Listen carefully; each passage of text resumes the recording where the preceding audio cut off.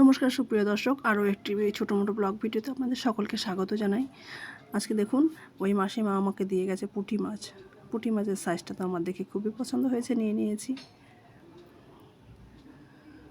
মাছগুলো যখন নিচ্ছিলাম তখন ভাবছিলাম মনে মনে, কুটতে তো অনেক সময় লাগবে, কিন্তু সেসব চিন্তা বাদ দিয়ে লোভ সামলাতে পারলাম না। এরকম মাছ হলে না খেতে খুব ভালোবাসি গো। এগুলো মাছ হলে মানে আমার সমুদ্রের মাছ থেকে গঙ্গার মাছগুলো খেতে ভালো লাগে, কিন্তু এই মিষ্টি জলের মাছগুলো একটু বেশিই ভালো লাগে। আর মন মতো সেই মাসিমা তো আমার জন্য নিয়ে আসেই মাঝে মাঝে, কিন্তু সবসময় নেই না। কারণ হচ্ছে মাসিমার থেকে মাছ নিলে একটাই অসুবিধা, নিজেকে কুটতে হবে। বাজার থেকে আনলে তো কেটে কুটে আনা যায়, কিন্তু মাসিমার থেকে নিলে আমাকে নিজেকে কুটতে হবে। আর সবাই যেন মাছ করতে অনেকটা সময় লেগে যায়, তাছাড়া কোনো ব্যাপার নয়। ধরেতে কুটাকুটি করে মাছ কুটাকুটি করে ওগুলোকে, পুঁটি মাছগুলোকে ভেজে টেজে নিয়েছি, ভাজাই করে রেখেছি, কারণ ওগুলো পরের দিন রান্না করব। কারণ এতগুলো মাছ কেটে অনেক সময় হয়ে যায় তো, আর এত গরম পড়েছে, তো আজকে এই মাছটা করব না, কালকে করব। ভেজে রেখে দেবো ফ্রিজে। আলু ভাজা যদি ভাজা খেতে ইচ্ছে হয় তো খেয়ে নেবো, নাহলে কালকে আমি এটা সর্ষে টর্ষে দিয়ে করব। আর কারণ অনেকগুলো রান্নাও অলরেডি হয়ে যাচ্ছে। এখানে ডাল হয়েছে, হ্যাঁ, ডাল হয়েছে, তার মসুর ডাল হয়েছে লাউ দিয়ে, আর পটল আলু দিয়ে একটা তরকারি হয়েছে মাখা মাখা।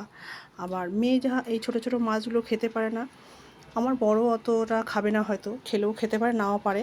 তো ওদের জন্য আবার পমফ্রেট মাছ আনা হয়েছে, সেটাও রান্না করতে হবে। তো অনেকগুলো রান্না হয়ে যাবে।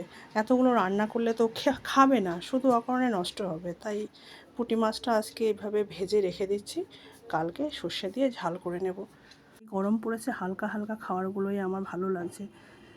তাও আজকে পমফ্রেট মাছ আনলে তো আমাদের বাড়িতে মানে পেঁয়াজ টিয়াজ দিয়ে ওই সব দিয়ে খেতে চায় না। আমাদের বাড়িতে পমফ্রেট মাছ আনলে সর্ষে বাটা দিয়েই ঝাল হয়, সর্ষে বাটার ঝাল দিয়েই সবাই খায়, ওইভাবেই পছন্দ করে।